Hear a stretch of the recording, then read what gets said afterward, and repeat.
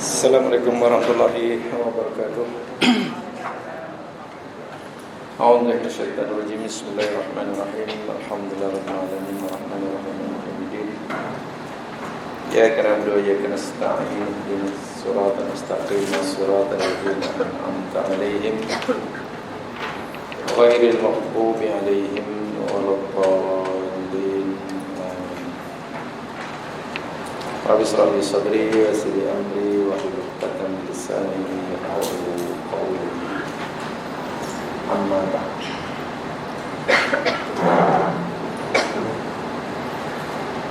Insyaallah kita akan teruskan kajian kita berkaitan dengan ijaz Al-Quran. Dan kita masih bicara tentang ijaz at-tashri'i, kemukjizatan Al-Quran daripada segi tasyri', dari segi pembentukan undang-undang, peraturan, hukum hakam, sebagaimana yang telah kita pelajari selama ini. Syariat Islam dari syariat yang mempunyai mumayyizat, keistimewaan yang tersendiri, yang tidak ada pada syariat-syariat yang lain. Termasuklah syariat-syariat samawi yang datang sebelum Islam, apalagi pada perundangan-perundangan selain perundangan samawi ciptaan manusia. Hari ini kita akan tunjukkan lagi satu di antara keistimewaan, kelebihan sekaligus ijaz tasyri'i, bahwa syariat Islam itu yakni syariat yang memadukan antara kehidupan dunia dan akhirat. Al-jam'u bainad dunya wal akhirah fit tasyri'i. Al-jam'u bainad dunya wal akhirati fit tasyri'i. Menggabungkan, memadukan antara kehidupan dunia dan akhirat fit tasyri', dalam tasyri'nya. Jadi Islam yakni agama dunia sekaligus akhirat. Kita lihat sajalah bagaimana kecenderungan orang-orang Yahudi yang telah menyelewengkan ajaran Nabi Musa. Mereka melihat dunia yakni segala-galanya. Bahkan dalam Al-Quran dinyata, yawaddu ahaduhum law yu'ammaru alfasanah. Yahudi ini suka jika sekiranya Allah panjangkan umurnya 1000 tahun. Bahkan mungkin bila diberi panjangkan umur 1000 tahun pun masih nak lagi 2000. Dan mereka melihat dunia itu adalah segala-galanya. Allah nyatakan wala tajidannahum ahrasun nas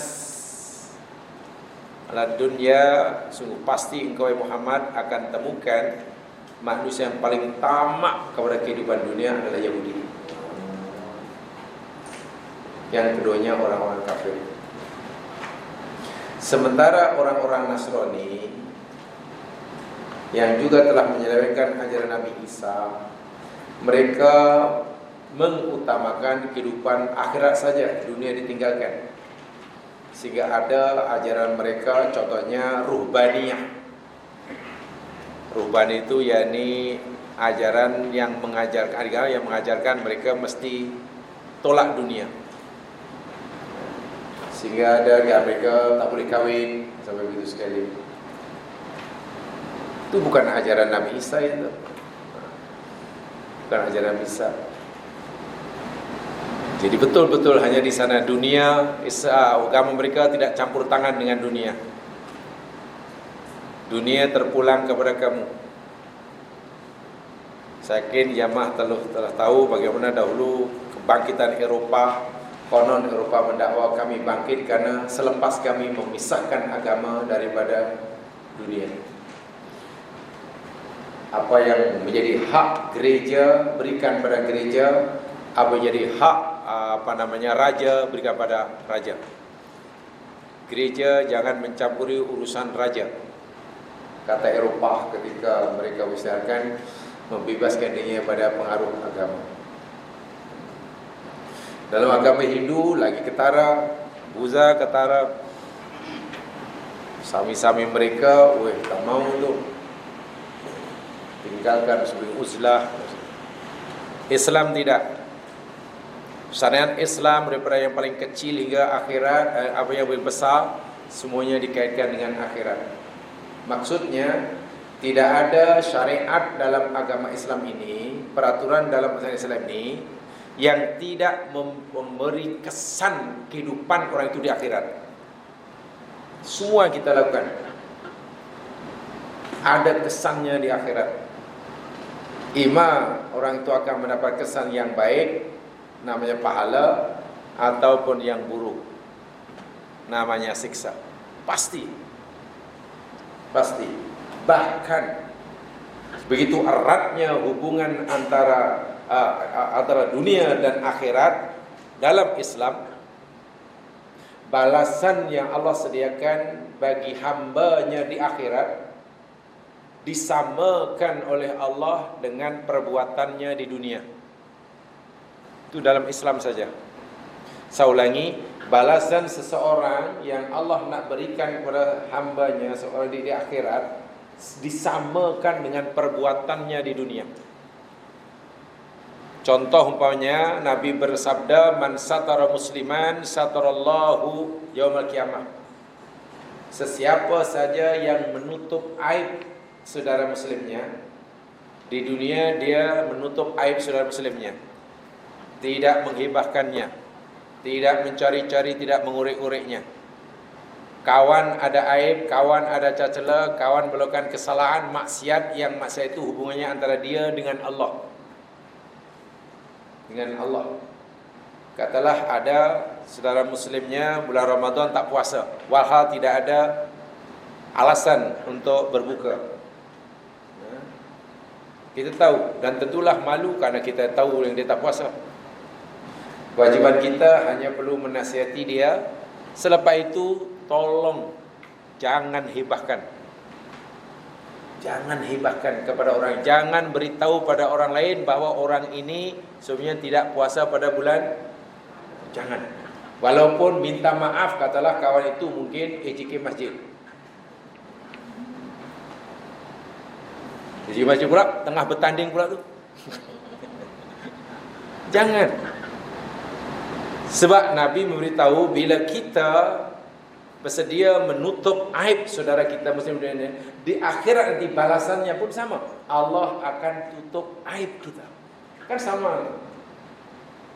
Siapa yang meringankan, menghilangkan kesusahan saudara muslimnya di dunia, Allah akan hilangkan kesusahan di akhirat.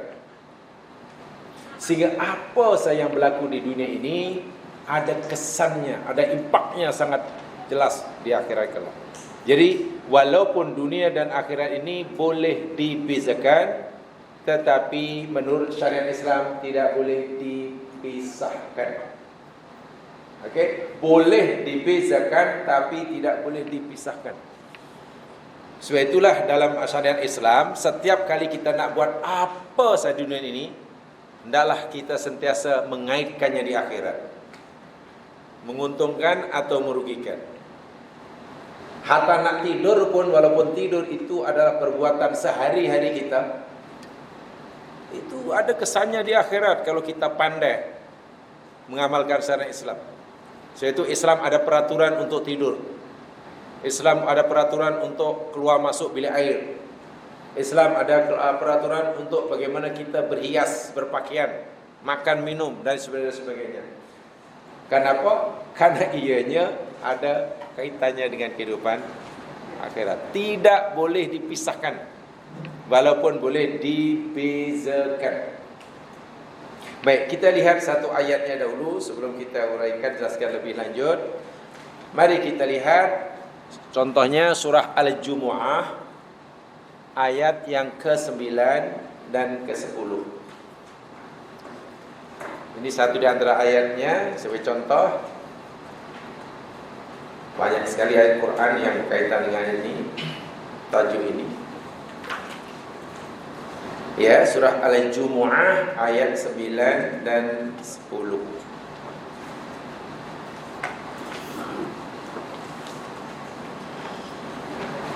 Baik, kalau sudah, mari kita baca terlebih dulu untuk mendapatkan keberkatan. A'udzu billahi minasy syaithanir rajim. Ya ayyuhalladzina amanu idza nudiya lis-shalati min yaumil jumu'ah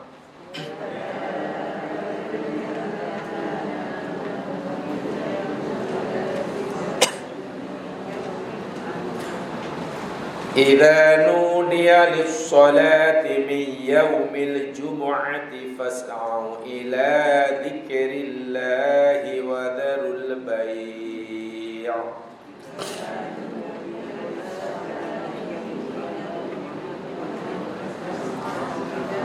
ذلكم خير لكم إن كنتم تعلمون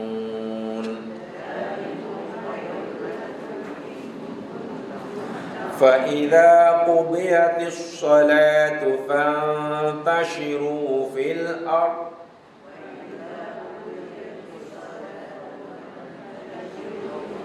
وابتغوا من فضل الله واذكروا الله كثيرا لعلكم تفلحون.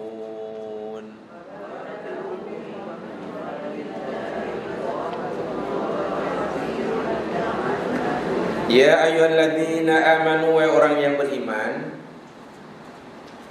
idza apabila dia telah diseru, telah dipanggil, telah dilaungkan seruan, yakni adzan, lis-salati, bagi salat, untuk mengerjakan salat, min yaumil jumu'ah, daripada hari Jumaat, khasnya bagi kaum lelaki ini, fas'au, maka segeralah kamu, bersegera, bercepat-cepat segera, berjalan dengan cepat, itu fas'au.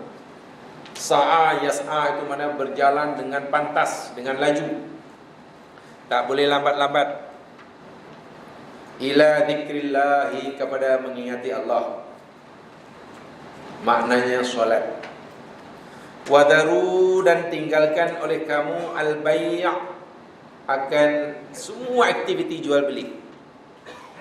Makna yang lebih luas, semua aktiviti ekonomi yang melibatkan ekonomi tinggal. Sama ada jual beli ke, sewa menyewa ke, sedang meeting, menjual apa ke, sedang tawar menawar ke, apa sajalah. Tak kira lah jual beli yang kecil ataupun yang besar. Dzalikum, itu semua, khairun, kebaikan, lakum, bagi kamu, in kuntum ta'lamun, jika adalah kamu mengetahui. Faida, maka apabila qudiyat, telah ditunaikan as-salat, salat Jumaat telah usai, telah selesai dilaksanakan, fantashiru, maka bertebaran kamu, bertebaran semua, bertebaran kamu fil ardi, di bumi. Untuk apa? Wabtaghu, dan cari oleh kamu, min fadlillahi, sebagian daripada kurnia Allah. Sambung semula aktiviti kerjanya. Yang ada kedai pergi kedainya, yang ada kebun pergi kebun, yang ada pejabat pergi pejabatnya.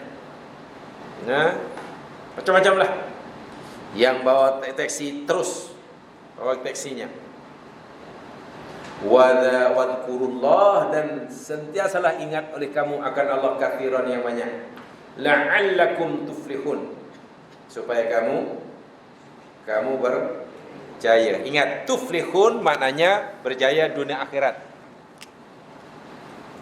Berjaya dunia akhirat ini falah. Falahun. Tuflihun. Jadi falah, supaya kamu dapat falah. Falah itu mana kejayaan dunia dan akhirat. Islam telah meletakkan satu syariat, peraturan untuk kita mendapatkan kejayaan dunia berjaya, akhirat juga berjaya, jangan dipisahkan. Contohnya dalam ayat ini. Mula-mula yakni ya ayyuhalladzina amanu, apa dia tadi?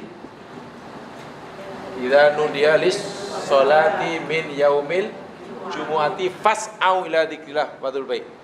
Apabila telah diserukan, dilakukan azan hari Jumaat, hendaklah segera solat dan tinggalkan maknanya, okey, maknanya sebelum solat apa orang itu yang dilakukan? Niaga pekerjaan kan? Baik itu dunia atau akhirat? Saya tulis dunia. Pertama dunia, sibuk niaga, sibuk itu, ada bertanam, ada macam-macam lah. Ada yang ada di pejabat-pejabat, ada yang di lombong, di kilang, yang masak. Ini dunia. Ya dunia. Maknanya sibuk dah ni. Ini orang sibuk. Darul baik. Kemudian bila sudah dilakukan azan, Allah kata hendaklah segera solat kan. Solat tinggalkan ini tadi. Solat tu mana? Dunia akhirat. Al-akhirat. Solat kan akhirat. Kemudian ayat selepasnya macam mana tadi? Fa idza qudiyatis solat. Apabila solat sudah selesai, dah habis, assalamualaikum. Mana akhirnya sudah apa yang Allah suruh kita buat? Fantashiru fil ard. Fantashiru fil ard wabtaghu min fadlillah. Bertebarlah kamu di muka bumi mencari kurnia Allah. Maknanya apa tu? Dunia lagi. Maknanya untuk keperluan dunia maksud saya. Tapi jangan lupa, semasa kamu mencari kehidupan dunia, Allah kata wadhkurullaha katsira. Apa tu? Ya apa tu? Wadhkurullaha maknanya apa tu? Untuk apa? Akhirat. Barulah Allah kata bila kamu ni kemudian akhirat, kemudian dunia, kemudian akhirat, barulah kamu falah. Cari syariat undang-undang manapun yang mengatur seperti ini. Jamaah sekalian, contoh undang-undang kita. Bila kita buat peraturan dilarang parkir kereta di sini, itu agak-agak kalau patuh masuk surga, kalau langgar masuk neraka. Agak-agak lah. Tak ada kaitan kan? Ya paling-paling kalau park di situ saman lah. Ya, paling-paling saman. Itu peraturan kita. Peraturan Allah tidak begitu. Semua peraturan Allah mesti, walaupun nampaknya dunia, kan bekerja ini dunia. Dan Allah tidak menyuruh kita kerja apa asal halal. Sebab bekerja dalam agama ini hanya ada dua jenis. Satu halal, dua haram. Itu pembagian pekerjaan. Walaupun ada orang membagi kerja ini ada dua juga. Satu kerja halus, dua kerja kasar. Yang kerja halus maknanya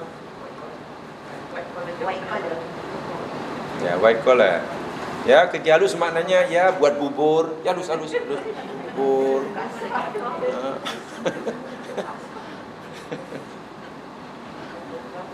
Masya Allah. Ini dia.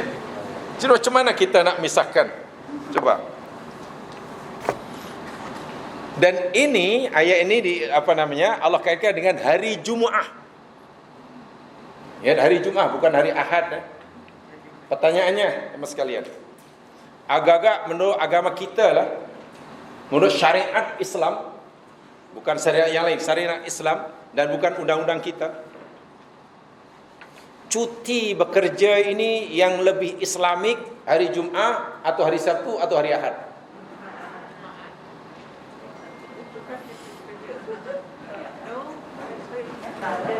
Jamaah hanya punya peluang sekali menjawab. Kalau sekali salah, tak ada peluang lagi. Menurut ayat ini, menurut syariat ayat ini berkaitan Al-Quran, cuti bekerja itu sebenarnya yang lebih Islamik dan Quranik, hari Jumatkah, Sabtukah, atau hari? Ada orang dahulu berbala, hari Jumaat lebih Islamik, hari Ahad tu Nasrani, hari Sabtu Yahudi.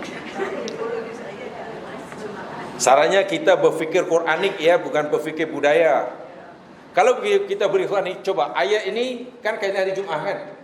Allah kata, wahai orang mukmin, bila sudah diseru azan hari Jumaat, kamu mesti segera pergi solat dan tinggalkan. Mana hari Jumaat, hari cuti atau hari kerja? Kerja. Allah baru suruh berhenti bekerja bila azan dilakukan. Mana sebelum azan kerja terus kerja. Itu pun azan yang kedua kalau sekarang, bukan azan pertama. Artinya kalau dia masih bekerja, azan yang pertama perniagaannya kalau dia sedang bertransaksi niaga, niaganya sah dan halal. Saya ulangi, katalah kan biasanya azan 2 kali ya di tempat kita. Azan pertama yakni menakan masuk waktu. Azan kedua bila khatib sudah naik ke minbar nak bagi salam baru azan. Jadi bila orang itu katalah masih jual beli. Contohlah jual beli, katakanlah muazin sudah lakukan azan, tapi kawan tu masih order lagi satu mangkuk, lagi satu cendol, satu mangkuk. Kan depan masjid ada cendol. Saya cerita perniagaan yang besar-besar. Itu pun baik juga. Cendol Mama, satu lagi. Dan orang itu pun layan, kita pun minum. Tapi azan pertama, insya-Allah, menurut pendapat yang kuat, akad kita tu sah, masih sah dan tidak berdosa. Tidak berdosa. Tetapi bila sudah azan kedua, ni izanudiyah ni azan yang kedua. Kan? Khatib naik ke minbar, Assalamualaikum nak salam khutbah, kemudian azan kan? Muazin azan. Bila kita masih mak lagi satu cendol, tolong ikat tepi.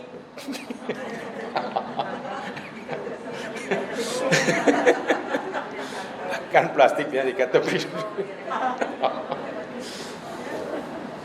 Selamba masih ada satu kawan itu pun layan juga, kita pun minum di situ. Wahai sudah azan.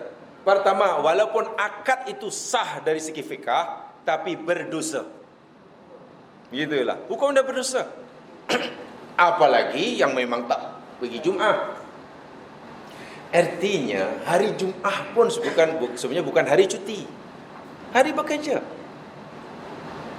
Jadi kalau ikut Al-Quran sebenarnya tidak ada hari cuti.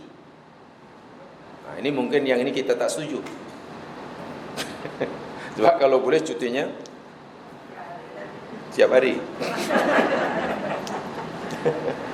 Tengok, bekerja itu dunia, cari dunia. Yang penting halal. Selain itu, nanti bila aku sudah ajak kamu, aku sudah seru kamu, panggil kamu untuk pergi solat Jumaat, tinggal.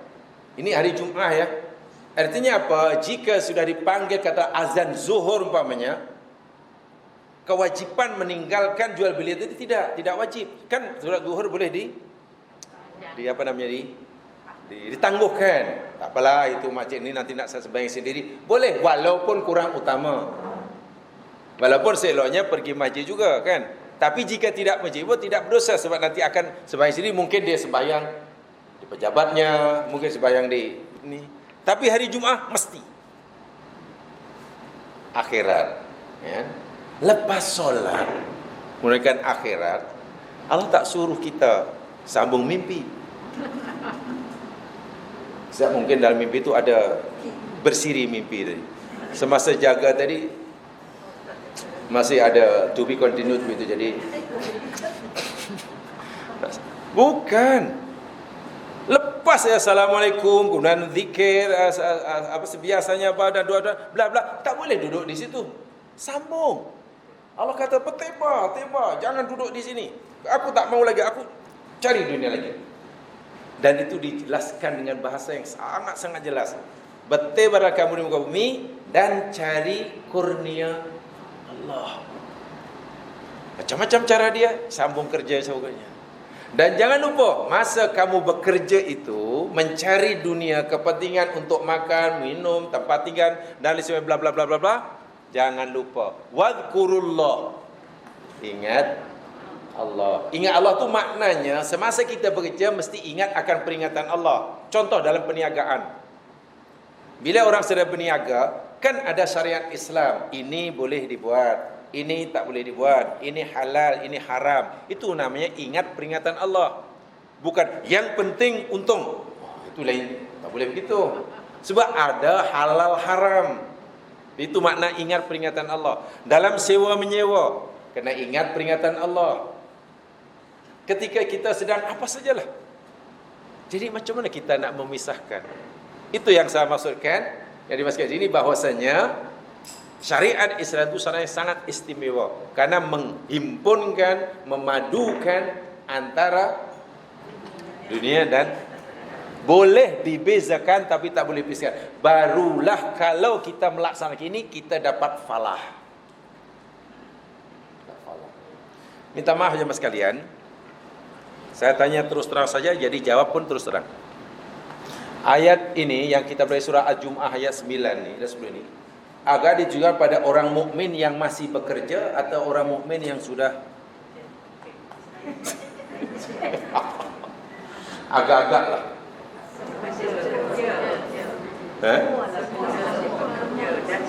Maksud ayat ini sesuai bagi orang mukmin yang masih bekerja atau juga sesuai bagi yang sudah tidak bekerja? Ayat ini sesuai bagi orang yang bekerja. Orang yang pengangguran, yang penganggur tak sesuai. Sebab katakanlah, wahai orang yang beriman, apabila telah dilakukan azan, segeralah pergi masjid solat dan tinggalkan orang yang tak buat apa-apa daripada pagi semalam tu kan. Ya Allah, nak tinggal apa ke benda memang. Selama ni aku memang dah tak buat apa-apa, nak tinggal apa ke benda. Saya itu pada zaman Nabi tidak ada orang yang menganggur. Tak ada pada zaman orang duduk termenung, tidak ada. Jika mereka tidak sedang solat, ya mereka mungkin sedang ada di kebunnya. Pasti mereka orang yang paling sibuk. Bukan sibuk solat 5 waktu, saya bukan sibuk qiyamul lail. Tak, mereka sibuk dengan kerja masing-masing. Jadi sahabat Nabi ini tidak ada orang yang malas. Karena dia tahu bahawa Allah Subhanahu wa taala mensyariatkan agama ini, hendaklah amalan di dunia ini dilakukan dengan bersungguh-sungguh kerana ia ada balasan di. Jadi orang mukmin beruntung, di dunia dapat keuntungan, di akhirat pun dapat pahala. Jangan kita fikir bekerja itu tidak berpahala. Bekerja itu pahala. Ada ketika Nabi SAW berjalan beserta sahabatnya, lalu terjumpalah seorang anak muda yang masih muda umurnya, rajin bekerja. Lalu sahabat tadi memberi komentar lah, walaupun tak diminta, dia berkomen. Dia kata, alangkah baiknya lah, laitahu, mana aduhai kalau lah sekiranya anak muda ini tenaga dia yakni digunakan untuk fi sabilillah. Maknanya ini anak muda tapi baju bekerja. Kenapalah tidak dimanfaatkan umur dan tenaganya untuk berjuang di jalan ya Allah. Apa jawab Nabi? Nabi kata, in kana yas'a, in kana kharaja was'a, jika anak muda yang kamu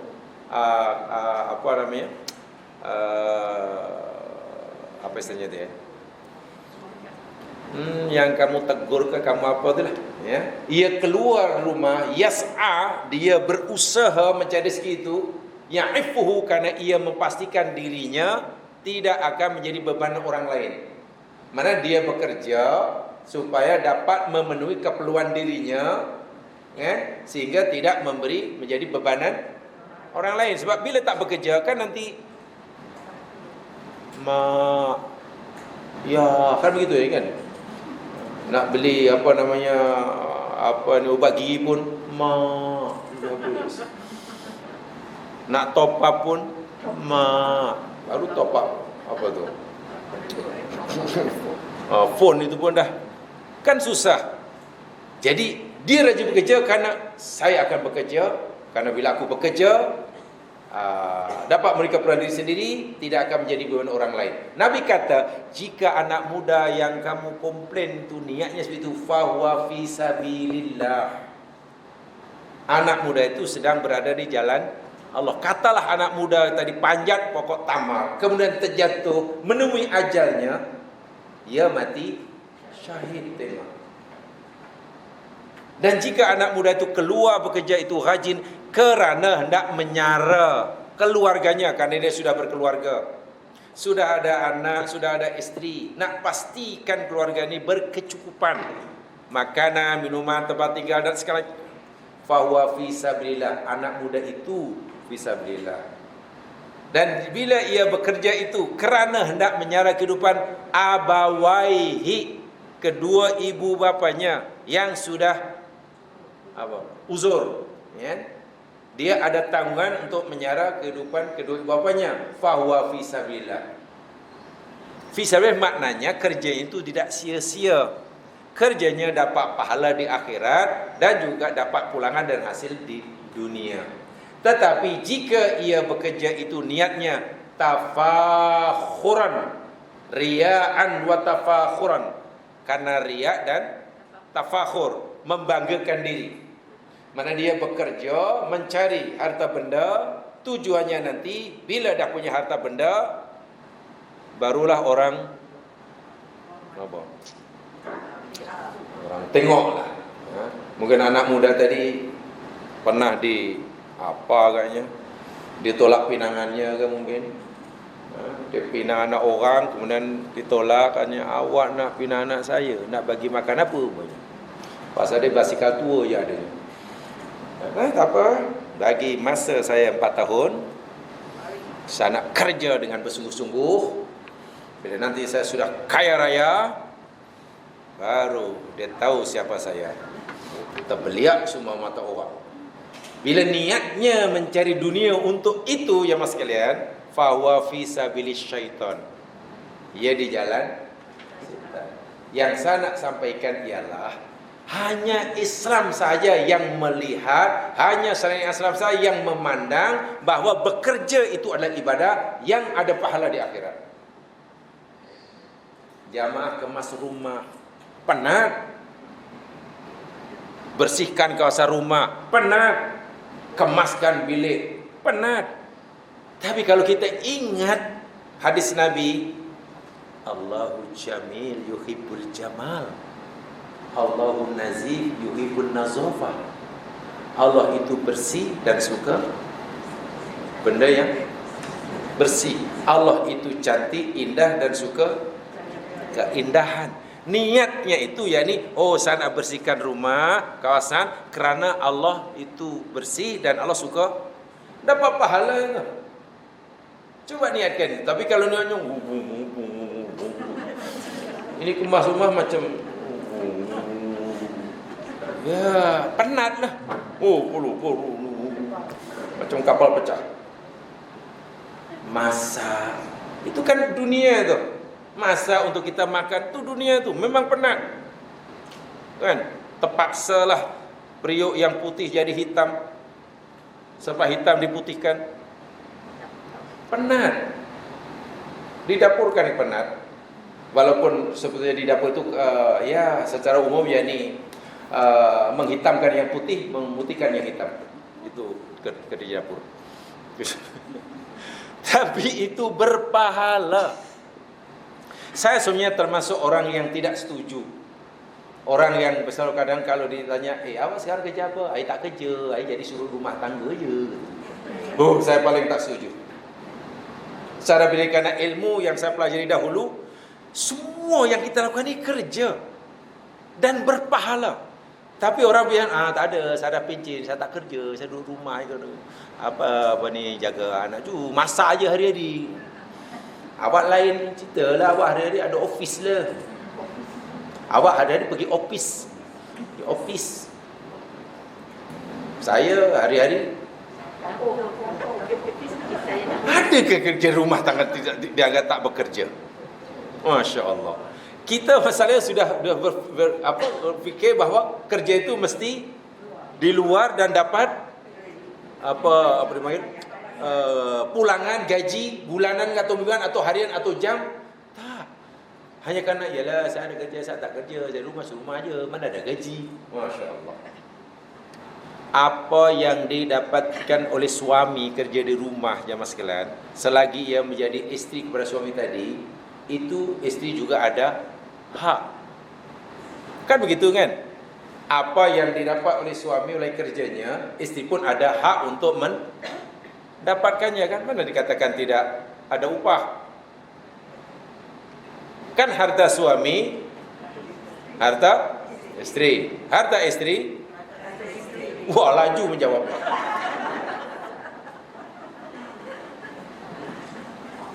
Yours is, mine is. Fasih yang itu. Ya memanglah. Memang selagi masih jadi isteri. Kan hanya berbeza dia punya tugasan aja. Yang suami tugasnya di luar rumah kerjanya, sementara isteri kerja tahunya di dalam rumah. Jadi jika nanti yang kerja itu, yang menghasilkan pulang itu yang di luar rumah, yang di dalam rumah itu pun berhak mendapatkan. Memang begitulah syariat Islam. Dan itu bukan sia-sia. Si suami yang kerja di luar tadi pun fisabilillah, karena niatnya hendak menyerahkan kehidupan keluarganya. Si isteri yang di rumah tadi mengemas rumah, itu pun fisabilillah. Semuanya itu diambil kira oleh Allah Subhanahu Wa Taala dalam rekod malaikat di hari akhirat. Itu hanya ada dalam Islam. Jadi kalau kita melihat seperti itu, ya kita akhirnya tidak malas bekerja. Akhirnya kita tidak seronok tak ada kerja. Bahkan kita seronok jadi orang sibuk. Walaupun kita tak boleh jadi penyibuk. Jadi penyibuk tak boleh, tapi jadi orang sibuk boleh. Coba fahami betul-betul ayat yang seperti ini. Apa maksudnya kalau bukan seperti itu? Hari Jumaat pun Allah kata jangan cuti. Hari Jumaat itu hari kerja. Kamu baru, Allah kata seakan-akan kamu semua baru aku suruh berhenti bekerja hari Jumaat ini bila azan sudah dilaungkan. Itu saja untuk kamu pergi solat. Nanti lepas solat jangan solat kemudian wirid sampai asar. Lepas Jumaat terus wirid sampai asar. Kadang sabung tidur. Biasanya kalau Ramadan gitu ya. Kalau Ramadan biasanya pergi masjid awal, baliknya lambat. Itu bukan. Kena rajin. Barulah falah. Falah itu maknanya berjaya dunia akhirat. Dunia akhirat. Jadi tak boleh dipisah. Sebaliknya digabungkan. Saya nak bagi satu contoh lagi. Ini dari segi filosofi. Jemaah sekalian, kalau kita pergi haji ataupun umrah, salah satu daripada rukunnya yakni tawaf dan sa'i di Makkah. Itu salah satu dari rukunnya. Ada tawaf dan ada sa'i. Dan sedia maklum semua kita adalah tahu asal usul sa'i tawaf atau haji ini yakni kita istilahnya melakonkan semula apa yang pernah dilakukan oleh keluarga Nabi Ibrahim. Khasnya sa'i. Macam mana sejarah sa'i? Semua tahu kan? Sa'i itu sejarahnya yakni Hajar alaihissalam cari air kan. Sa'i pada Hajar mencari air antara Safa dan Marwah ketika ditinggalkan oleh Ibrahim. Tawaf 100% itu perintah Allah. 100 perintah Allah dan Hajar mesti melakukannya kerana Allah yang suruh. Walaupun tidak diberitahu apa tujuannya. Jadi tawaf itu betul-betul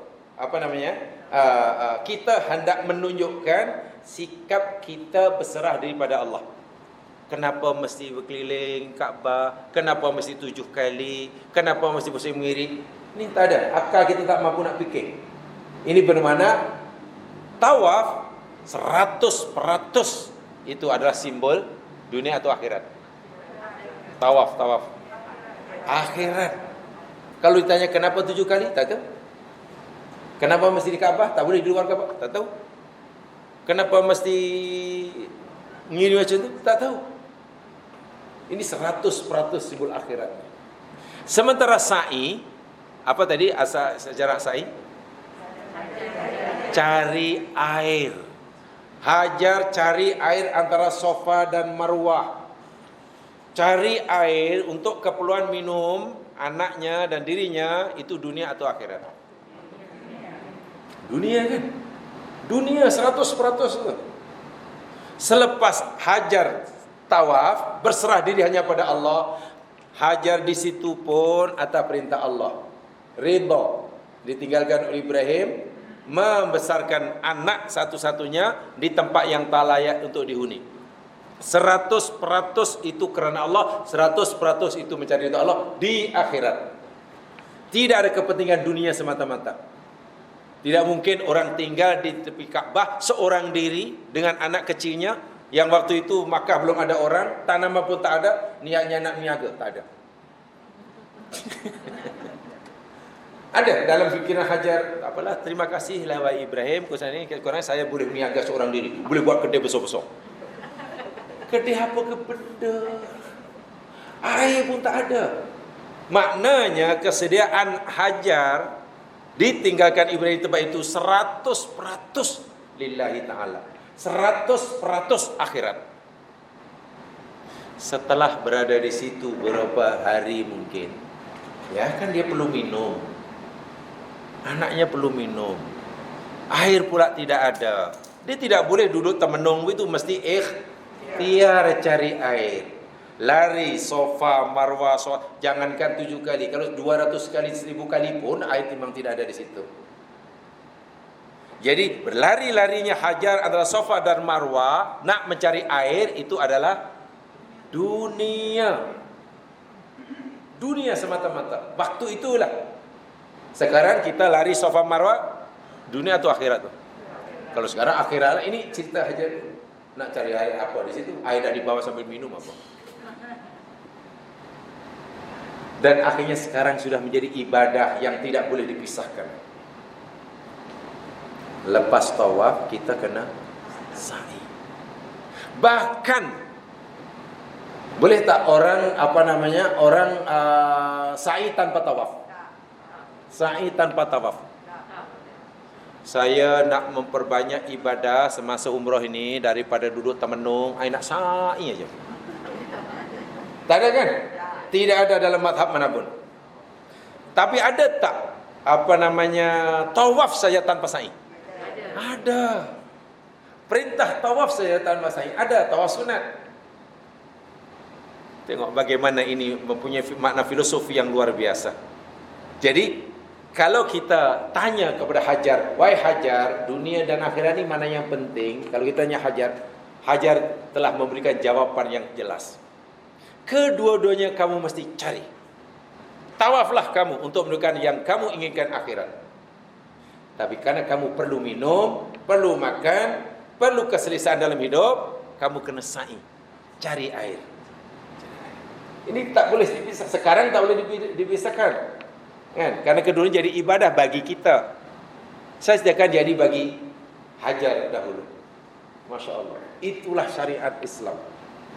Tidak boleh dipisahkan, walaupun boleh dipisahkan. Sebab itu sekarang pun sa'i saja tanpa tawaf tak ada. Bukan ibadah. Tapi tawaf saja tanpa ada sa'i dikira ibadah. Gitu ya? Itu contoh contoh dia. Jadi tidak ada pemisahan. Katakan sebaliknya al-jam'u gabungkan atau jam'u dikumpulkanlah antara dunia dan akhirat. Apa yang kita lakukan sekarang ini ada kesannya di sana. Minta maaf, katalah contoh kecil. Tadi pertama datang kemari, kemudian jumpa kawan, ketika kawan Assalamualaikum, sampai kita bersesi muka tersenyum, itu pun ada pahala di sana. Jumpa kawan dengan menunjukkan wajah berseri-seri, itu pahala. Wahab berseri-seri, senyum itu kan tak perlu modal ya. Apa modal untuk tersenyum? Tapi senyum karena jumpa kawan tadilah. Ya masa jumpa, kalau dah tak jumpa jangan senyum. Itu kalau tak jumpa tu senyum, itulah lain macam tu. Sebaliknya katakanlah ini sekadar contoh ya, katakan ada kawan masuk. Kita sudah duduk sini, ada kawan baru masuk. A, B, kawan baik. Yang masuk C. Dan C ini yakni orang yang kurang disukai oleh A dan B. A dan B ini tak suka C. Begitu C masuk, A nampak yang C masuk, B belum nampak. Lalu A panggil B.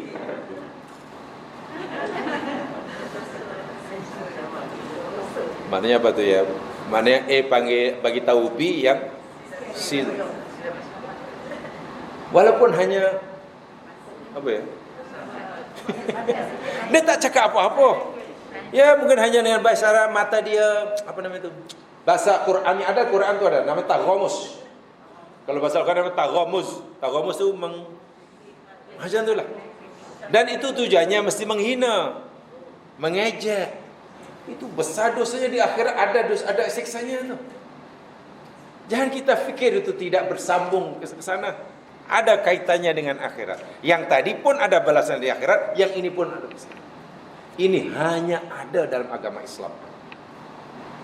Semua peraturan agama Islam, yakni sentiasa menghimpunkan antara amalan dunia dan amalan akhirat. Baik, saya ingin sampaikan hadis Nabi SAW. Hadisnya ini agak panjang, dan mungkin kita dulu sahabat pun rasa terkejut, mungkin kita pun agak pelik jugalah. Hadis ini daripada Abu Dzar Al-Ghifari, riwayat Muslim. Abu Dzar ini asalnya di seorang ketua perompak Bani Ghifar. Dia ketua dia. Mana-mana kafilah berniaga yang lalu kampung dia memang tak selamatlah. Sebab dia ketua perompak. Tapi akhirnya mendapat hidayah, meluk agama Islam, menjadi orang Muslim yang luar biasa. Sahabat Nabi yang paling jujur, paling berani menyatakan keyakinannya, itu Abu Dzar Al-Ghifari. Orangnya rajin bekerja, tapi hidupnya macam orang miskin. Rajin bekerja, kalau dalam bahasa sekarang income-nya tinggi, tapi gaya hidupnya macam orang miskin. Kerana apa? Kerana sebagian besar yang didapat diberikan pada orang lain. Dia tidak mau menyimpan.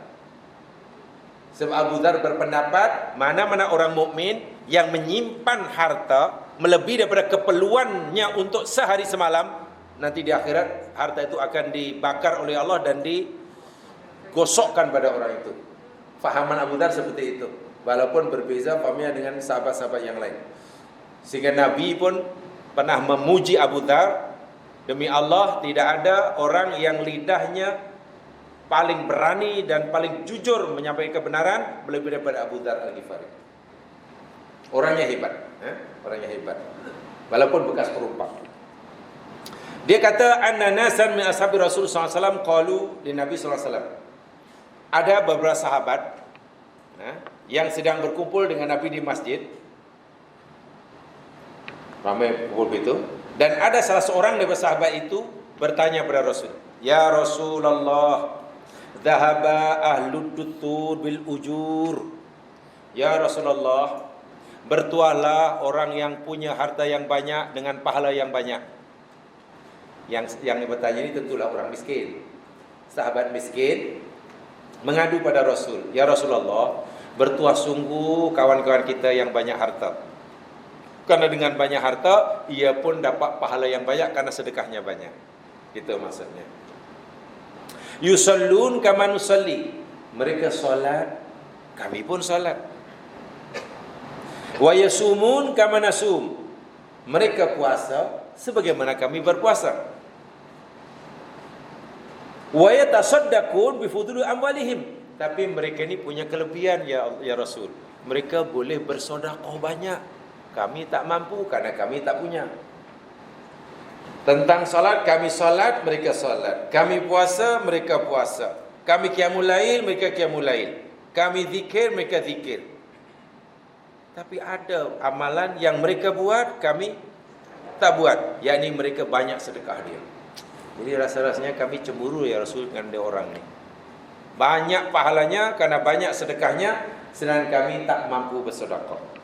Ini kecemburuan orang miskin pada zaman Nabi. Bukan cemburu kepada kekayaan ya, cemburu karena amal kan. Oi, kalaulah aku macam dia. Begitulah maksudnya. Apa jawab Nabi? Qala awalaisa qad ja'alallahu lakum ma tasaddaqun? Bukankah Allah Subhanahu wa taala telah menjadikan bagi kamu apa yang kamu boleh sedekahkan? Maksudnya, apakah kamu fikir bahwa bersedekah itu mesti dengan harta benda gitulah.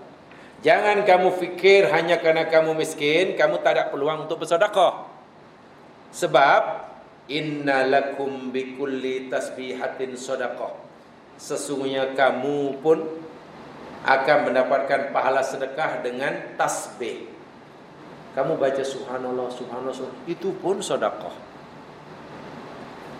Wa kullu takbiratin sedekah, dan tiap-tiap takbir itu pun sedekah. Allahu akbar, Allahu akbar, Allahu akbar, itu pun sedekah.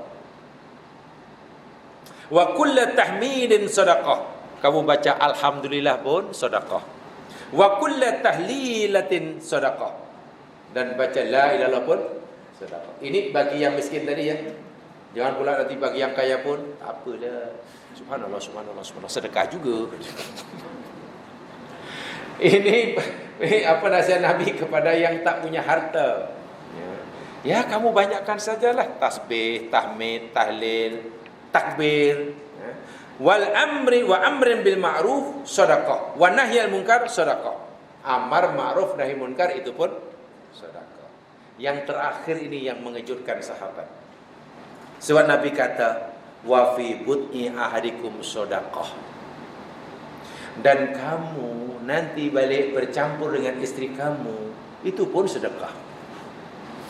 Sahabat pun,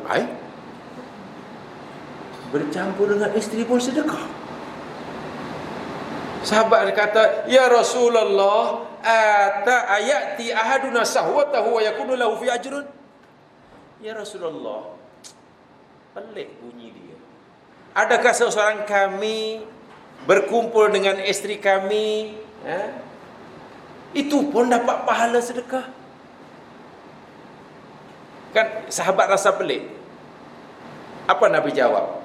Ara'aitum law wadu'aha fi haramin akana ahli wazrun? Akana ahli wazrun? Apa kamu fikir? Apa pendapat kamu?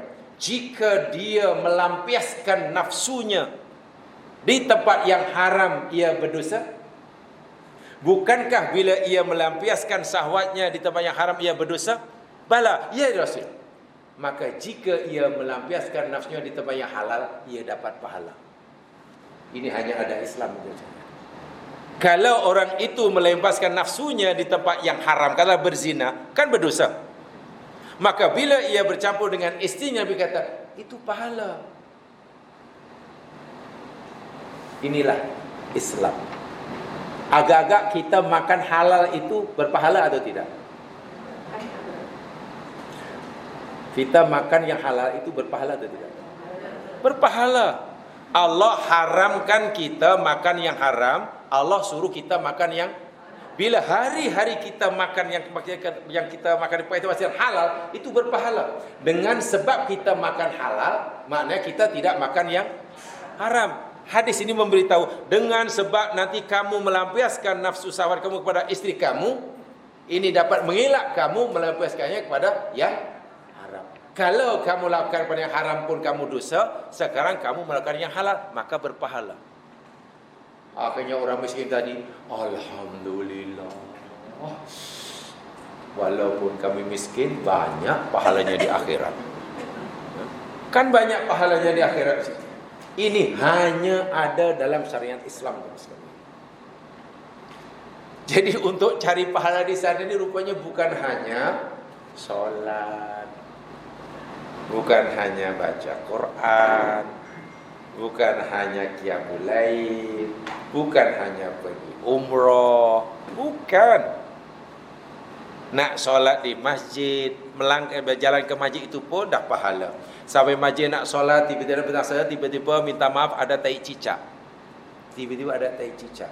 Tak payahlah panggil siap. Tai cicak pula. Kita bersihkan tu sekalian, apalagi membersihkan rumah Allah, pahalanya besar. Pahalanya besar. Sedangkan mungkin ada kotoran atau ada apa gangguan lah di laluan. Orang nak lalu kan. Nabi kata imatatul ada anit tariq.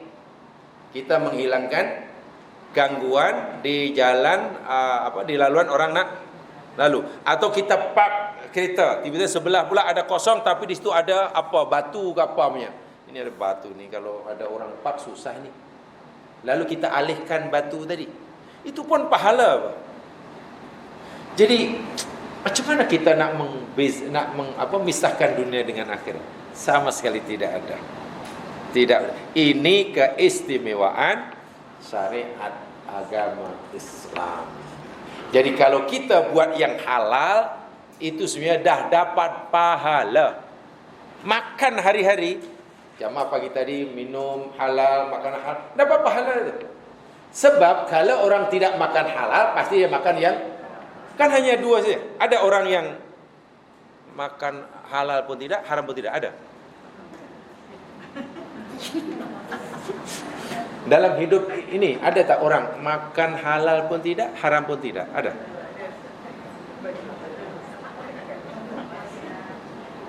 Puasa hanya 12-13 jam aja. Mogok makan dalam Islam dilarang. So maknanya tak ada lah. Allah hanya suruh kita beri pilihan buat makan. Makanlah yang halal, jangan makan yang haram. Sebab itu dalam hidup, kalau orang tu tak sedang makan yang haram, pasti makan yang haram. Bila makan haram dapat dosa, maka makan yang halal pun berpahala. Itulah akhirat, itulah Islam. Nabi bagi contoh, sahabat pun terkejut.